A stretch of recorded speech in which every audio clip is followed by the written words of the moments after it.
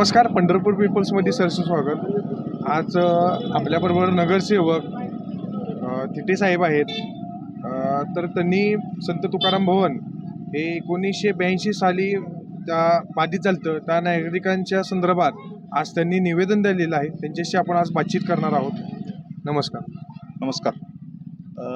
1900 तुकाराम भवन बांधताना पंढरपूर नगर परिषद आणि मंदिर समितीमध्ये जो करार झाला होता त्या कराराचा भंग मंदिर समितीने केलेला आहे। विठ्ठल रुक्मिणी मंदिर समितीने त्यामध्ये तुकाराम भवन बांधताना नगरपालिकेची परवानगी घेण्यात आलेली होती। त्याच्यामध्ये खालच्या बाजूला गाळे काढावेत, समोरच्या बाजूला फ्रंट साईडला 4 गाळे काढावेत, 2 गाळे मंदिर समितीने ठेवावेत, 2 गाळे पंढरपूर नगर परिषदेला द्यावेत आणि खालच्या साईडला तिन्ही बाजूला गाळे काढावेत।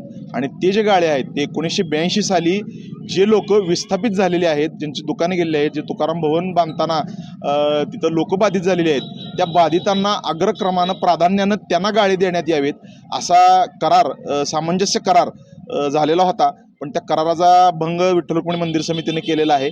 त्या संदर्भात मुख्याधिकारी रोकडे साहेबांना निवेदन देऊन या कराराची पूर्तता करावी व ज्या पद्धतीनं बांधकाम परवाना विठ्ठल रुक्मिणी मंदिर समितीला दिले त्या पद्धतीने बांधून घेऊन ते गाळे जे आहेत ते 1982 साली जे विस्थापित झाले त्या विस्थापितांना देण्यात यावेत अशी मागणी नगर परिषदेकडे केलेली आहे। पूर्तता होईल का? 40 वर्ष झाली त्याच्यासाठी।